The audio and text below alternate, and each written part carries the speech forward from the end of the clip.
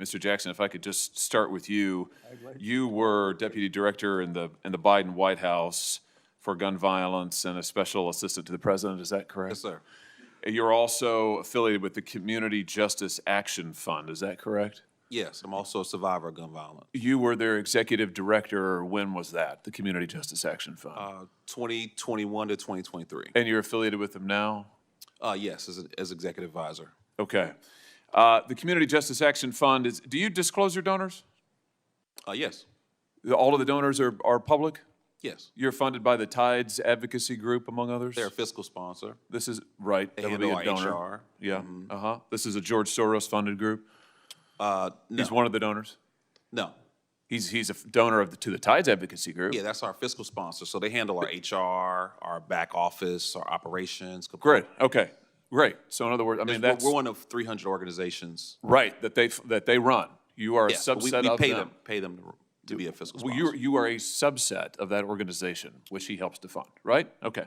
All right. Just wanted to get a level set here. So let's just, I want to ask you about some of the policies that you've advocated because they're exactly what we see implemented in these blue cities, like defunding the police. No. Oh, indeed. Let me just we quote to advocate you from, for wait, I investing. haven't asked a question yet. We'll get to, I've got a lot of questions, believe me, and I'll give you time. So let's talk about this report that you issued when you were executive director, a policymaker's playbook. And I'll ask to enter it into the record, Mr. Chairman. Great.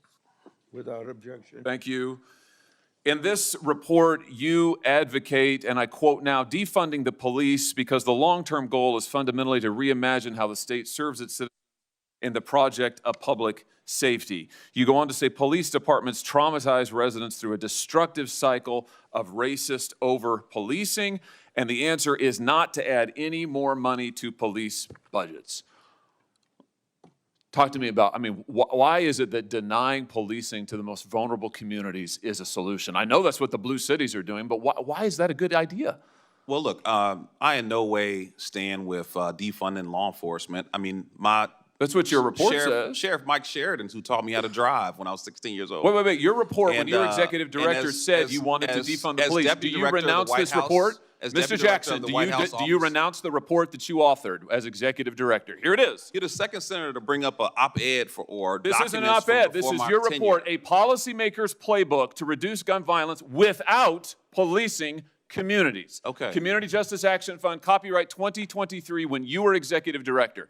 Now you say you don't know anything about it. Now you say that you haven't heard of it, just like the Democrats who all of a sudden say, oh, we're all for the police. They've been advocating defunding them for years. Okay, well, you can look at documents or you can look at results. My question is, do you renounce this report now? You say you no longer agree with this. And my answer is that I led the efforts to invest $42 billion in law enforcement. You've advocated defunding the police as executive director of an organization that you still lead and are affiliated with. Never see me advocate for that directly. What you see me advocate for is a comprehensive approach to reducing violence. Right, the comprehensive approach is defunding the police, which is what this says the entire time. This is so typical of what the Democrats do now. After your policies have transparently failed and led to the deaths of millions of Americans, now you say you've never heard of defunding the police. Your own report recommends it on page after page after page. Let me ask about something else you say. Here's what you say we ought to invest in. Instead of funding the police, here's what we ought to invest in. We need to invest in programs that acknowledge the need for safe space initiatives led by lesbian, gay, bisexual, two-spirit, trans, and gender nonconforming people. What's two-spirit? Well, look, I don't know exactly. You guys are pulling some interesting quotes. This is from your report. If you look at the report, the focus is on investing in violence intervention, outreach workers, you say that you shouldn't invest in the police, but we ought to invest in two-spirit community programs that acknowledge two-spirit individuals. We are not going to discriminate what is that? We're not going to discriminate against any nonprofit that what wants is to help us prevent violence in our community. What is two-spirit? You say don't fund the police, but do fund programs that create safe spaces for two-spirit people. What is? I just want to know. I don't know what that is. I have no idea what that is. Well, I honestly, I'm not completely aware of the language or the spirit of how that was report? written.